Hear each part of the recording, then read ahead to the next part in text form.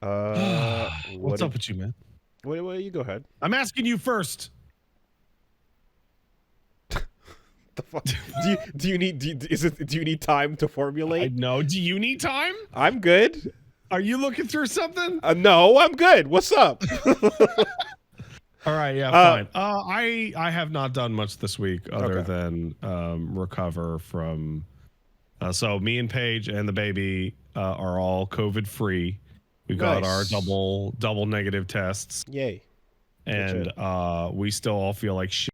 We're very sleepy. That's the number one lingering symptom for us is that we're very sleepy. I'm sleepy right now. I could go nap time right now. I could have a big nap and it would feel great. We're gonna keep it short. The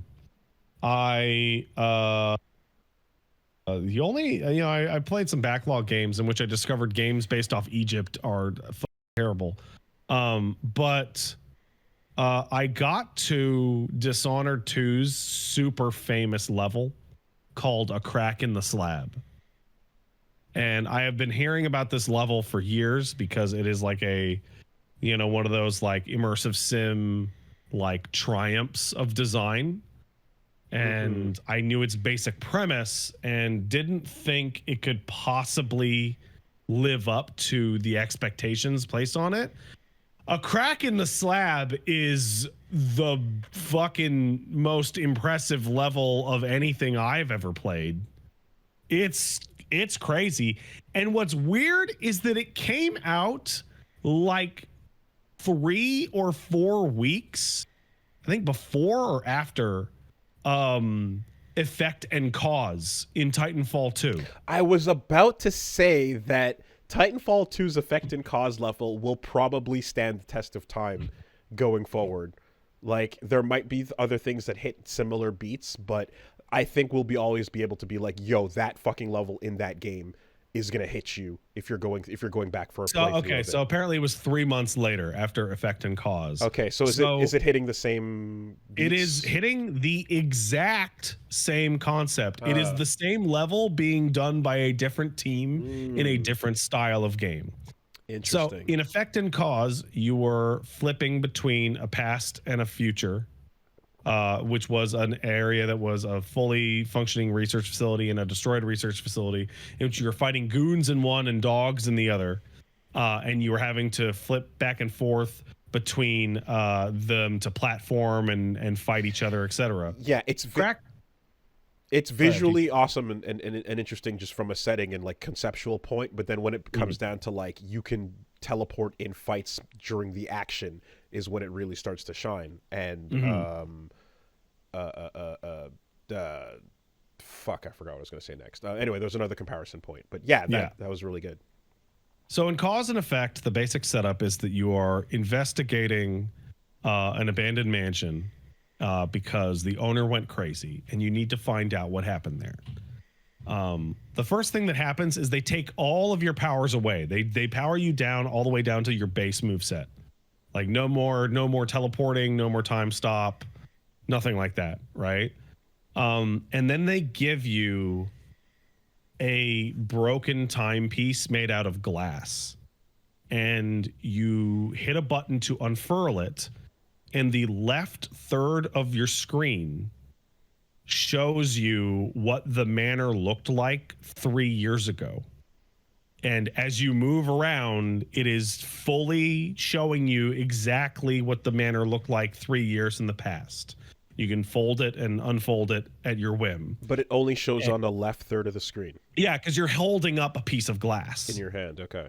Right? And you're holding up this piece of glass, and on that little part of the screen, you're seeing the 3 years ago as you're exploring this demolished manor. You can then hit the left trigger and swap between the two states. And now you're in the old intact manor and you're looking at the destroyed manor through the glass. And the gimmick here is that you are doing like stealth level design with roaming guards and across both timelines. And you are changing things in the past to open up areas in the future. Right. and solve puzzles. So I got into a sequence in which I would kill a guard and he would make a noise, and then I would jump to the future and then pull the glass out to look at the guard coming to investigate, get Right. behind them, Right. hop back into the past and stab them. You're JoJo parts 7ing them by hopping between the two realities over and over and over and over. The enemies don't have a chance. You're looking at like destroyed safes to find their combinations in the present. You're stealing paintings in the past so that architecture changes in the future. It's super impressive. And then you get to the second part of the level where you find the owner of the manor who witnessed something that evening and went crazy. And that's why the manor has fallen into disrepair. And you can steal a code to a door you need off of him and everything stays the same. Or you can kill him, and the instant you kill him, the destroyed future manor turns into an even more destroyed future manor because no one is there. Okay. And it has fallen into rubble. Complete. Okay. And now when you go back to do the second half of the level has now swapped between the past and a different future in totality. Right. But if you knock him out, instead, he never sees the thing that makes him go crazy, and you swap the entire future second half of the level with the house is a little run down, but it's still being actively lived in and maintained version of the level. Wow. Okay. And you're swapping in and between those two Is that the as you go throughout it. Is that the most significant consequence from doing lethal or non-lethal? Oh, there's also changes in each version depending if you're going not lethal or non-lethal. Huh. Wow. And then as you walk back out onto the street, out of the manor, the district that the manor is in has changed as a result of your level of lethality, as well as which version you went for. That's fucking sick. There are 4 levels layered on top of each other simultaneously that you are bouncing between as you run through this intricate stealth murder It's so crazy. And this is all just parallel thinking at the exact same time as Titanfall 2. That's fucking interesting. I want to know what movie came out 3 years before those two games. Looper? That they I saw. know that doesn't make sense, like I don't know, but like I don't know that anything was like hitting that exact note either, right? Like because it's like the concept. Oh, Looper came out 3 years before those two. I just said Looper, but oh, sorry, my mistake. I misheard you. My brain turned off. yeah, but the thing is, like, like you're the taking it to a gameplay element where it's like live switching in the environment and actively fucking with action scenes while doing two both at the same time is nuts. That's still something that Looper didn't quite do, and same thing for other time movies and shit. The level is also like compared to a lot of the sprawling areas in Dishonored 2, it's relatively small and manageable, which is great because you're flip-flopping between overlapping sets of the level with different enemy routes that are simultaneous. And someone in the chat informed me that the reason for that is technical, is because the way that they did it is they just literally have both levels loaded in simultaneously. Yeah. And if they made it any bigger, the game would just fall to fucking pieces. Only possible with, I guess, that generation. Oh, that's what I was gonna say. I especially love how successful that and Effect and Cause are, because like 2-dimension gameplay is like kind of played out in the Zelda way. Shadow World, right? Stuff is kind of like, I'm like pretty over that. I feel like I was at that time. Metroid Prime Echoes. Yeah, but it's different when it's fast. When it's instantly switching between the two. You're right? That's the fucking difference.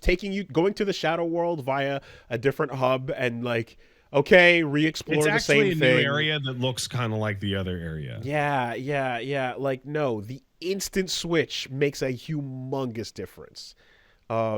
It was novel, early on the first times around. Yeah, Chrono Trigger was fucking incredible with that. But um, those games doing it in an action context are absolutely impeccable. Yeah, man. Good stuff. Wow, that's fucking sick. I also one of the winners that came out of the backlog series is a game called Severed Steel, which you might want to check out. That name rings a bell. So Severed Steel is it's an action game. You jump, you slide, you do jump kicks, you kick doors to knock people down. It's made with voxels. It's very like neon shiny. Um, its main gimmick is that holding the left trigger puts you into slow mo, and you get a lot of slow mo. You get like 10 seconds of slow mo. And when you shoot somebody and kill them, you get 3 seconds of slow mo back. Okay. So it lets you be constantly running, wall jumping, diving. Yes, And just yes. every Okay. single time you want to shoot someone, go into slow mo, shoot them, and you'll get it back. And it also has fully destructible environments.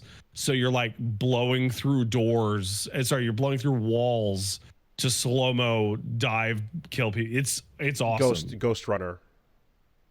It's way better than Ghost Runner. I'm okay because I remember this when I think I was we're talking about Ghost Runner, and I think Get to the Orange Door.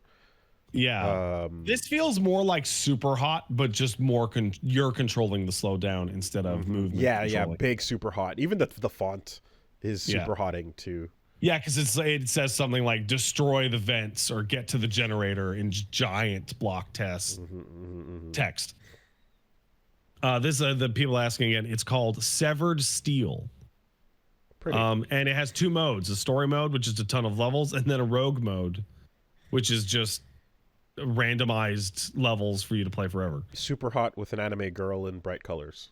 Yeah, I don't know. The anime girl is for art purposes only, I think, on the main menu, because like everybody in this game is like shiny, reflective voxels Well, that don't look like people. shout outs to the marketing team that can take a first person game and like even though there's nowhere in the game to show it, you're like, anime though. Like, why not? That's the girl. That's the girl that you Can't prove otherwise. It feels like thank you for reminding me. It feels like Fear. I don't know if you ever played Fear. No, but the way that the gunplay feels and the way that bullet ricochets work and the particle effects coming off of everything, it feels like Fear. Yeah, okay, this is from a couple years back. Yeah, it's awesome. I'm glad it was recommended to me.